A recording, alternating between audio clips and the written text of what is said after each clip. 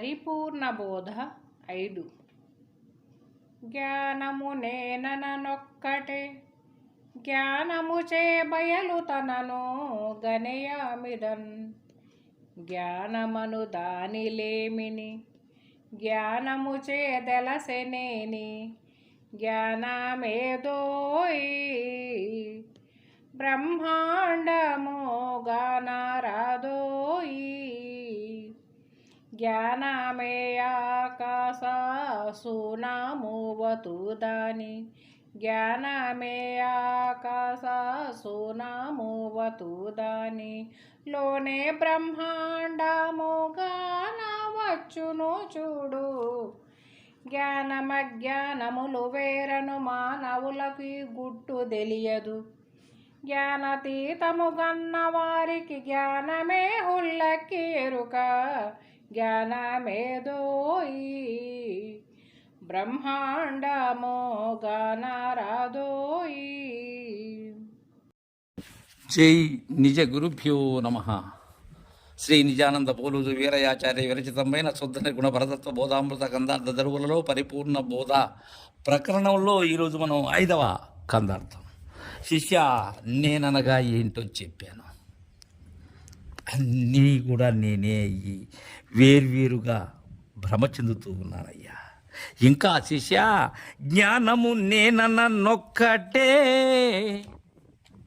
జ్ఞానము నేను వేరు కాదు, నేనే జ్ఞానాన్ని, నేనే ప్రజ్ఞానాన్ని, సర్వాన్ని గుర్తు ఎరిగేటువంటి శరీరం కదా గుర్తే జ్ఞానం నాయన.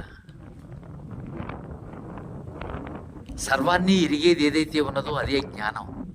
ఎరుకన్నా నేనన్నా జ్ఞానమన్నా ఇవన్నీ ఒకటే. శిష్య, జ్ఞానముచే బయలు తనను గనియామీదన్. అయితే బయలు ఎలా చూడాలి? ఎరుకతోనే, జ్ఞానముతోనే. ఎప్పుడైతే జ్ఞానముతో ఉన్న బయలు చూసినప్పుడు జ్ఞానము అతీతమవుతుంది. అది జ్ఞానాతీతం, అది కేవలాత్మ. ఎరిగేంత వరకు ఎరుక, ఎరిగిన పిమ్మట ఎరుక లేదు, పరిపూర్ణము లేదు. జ్ఞానముచే అందుకునేంత వరకు అచలం, ఎరిగిన పిమ్మట ఎరిగిన జ్ఞానము లేదు, అందుకున్న అచలము లేదు. ఎందుకని? అది పరిపూర్ణము అనేంతలో, దర్శించినంతలోనే ఇది లేనిదవుతున్నది. ఇది లేనిదైనప్పుడు దానిని అనటమేంటి, దానిని కనటం ఏంటి? ఇక అక్కడ తన్మాత్ర రహితము చెందిన పిమ్మట అది ఎలా గుర్తెరగాలి? యామీదన్ జ్ఞానమను దానిలేమిని జ్ఞానముచే దెలసినేని జ్ఞానమేదోయి బ్రహ్మాండము గానరాదోయి. జ్ఞానమను దానిలేమిని అంటే ఎరుక యొక్క షోడసి ఏమీ లేనిది. జ్ఞానమను దాని లేమిని. ఎక్కడ జ్ఞానం లేమి అవుతుంది? ఉన్నదానిలో లేమి అవుతుంది, ఏమీ లేనిది అవుతుంది. జ్ఞానముచే తెలిసనేని. ఎలా? జ్ఞానము యొక్క లేమిని దేనితో తెలియాలి? జ్ఞానముతోనే. ఎలా తెలియాలి? జ్ఞానముచే తెలిసినటువంటి జ్ఞేయ రూపమైనటువంటి బయలు ఏదైతే ఉన్నదో అది తెలిసిన విమ్మట. ఈ జ్ఞాత, జ్ఞాన, జ్ఞేయము 3 లేవు. అందుకే జ్ఞానమేదో ఇప్పుడు జ్ఞానముచే తెలిసినప్పుడు బ్రహ్మాండము గానరాదోయి. ఇదే దృశ్యము అదృశ్యమయ్యేటువంటి సూచన. ఇప్పటి వరకు అండపిండ బ్రహ్మాండములుగా తోస్తూ ఉన్నది జగత్తు. ఎక్కడ తోస్తూ ఉన్నది? నేననే గుర్తులో తోస్తూ ఉన్నది. ఎలా తోస్తున్నది? తెలివితో తోస్తూ ఉన్నది. దేని ఆధారంగా తోస్తూ ఉన్నది? శరీరం ఆధారంగా. ఈ తెలివి శరీర జగములు ఏమయ్యాయి? ఇప్పుడు జ్ఞానాతీతంలో లేనివయ్యాయి. కావున బ్రహ్మాండము కానరాదోయి. అది గురు సూచన. జ్ఞానమే ఆకాశసునామువతు దాని లోనే బ్రహ్మాండము గానవచ్చును చూడు. జ్ఞానమే ఆకాశ సోనం, గగన కుసుమం. ఉందా గగన కుసుమం?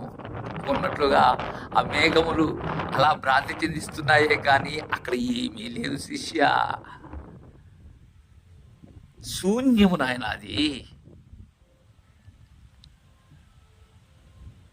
నేననే తెరకు అవకాశం ఇచ్చినది శిష్య అది. అలాంటిది కదా, దానిలోనే బ్రహ్మాండము కానవచ్చును చూడు.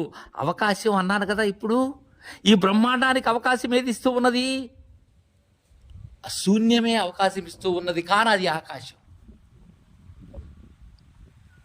దానిని మతిమాలి కొందరు భూత మిశ్రమమైనటువంటి దానిని బయలని, ఆ ఖాళీని బయలనుకుంటూ ఉంటారు. కాదయ్యా, జ్ఞానమజ్ఞానములు వేరను మానవులకి గుట్టు తెలియదు. జ్ఞానతీతము కన్న వారికి జ్ఞానమే హొళ్ళక్కి ఎరుక. జ్ఞానమేదోయి. జ్ఞానమజ్ఞానము వేరనేటువంటి మానవులకు, ఎరుక మరుపులు వేరనేటువంటి మానవులకు, వారికి ఏం తెలియదు? ఈ గుట్టు తెలియదు. గురు గుట్టు తెలియదు వారికి. గురు గుట్టు తెలిసినప్పుడు అది బట్టబయలు. వారు జ్ఞానమని అజ్ఞానమని, అన్నమని పిండమని, నేనని నీవని, ఈ ద్వైదోషములు, ఆవరణ విక్షేపములు అనేటువంటి ద్వైదోషములతో ఈ అంగలింగములలో సంగమాన్ని ఏర్పరచుకొని నిస్సంగమైనటువంటి స్థితిని కానలేక, జ్ఞానతీతము కన్న వారికి జ్ఞానాతీతమైనటువంటిది ఏంటి? పరిపూర్ణం ఉన్నది అది. దానిని కన్నటువంటి వారికి జ్ఞానమే హొళ్ళకి. కన్నటువంటి జ్ఞానమే హొళ్ళకి. ఎవరికి? నిజగురు పుత్రులకు, నిజగురు మహారాజులకు. అలాంటి అభయాన్ని పొందినటువంటి వారికి జ్ఞానమే హొళ్ళకి ఎరుక. హొళ్ళకి శిష్య. ఇప్పుడు జ్ఞానమేదో ఈ బ్రహ్మాండము గానరాదోయి అని తెలియజేశారు. తర్వాయి మిత్రకందరితో రేపు ముచ్చరించుకుందాం. జయ గురుదేవా.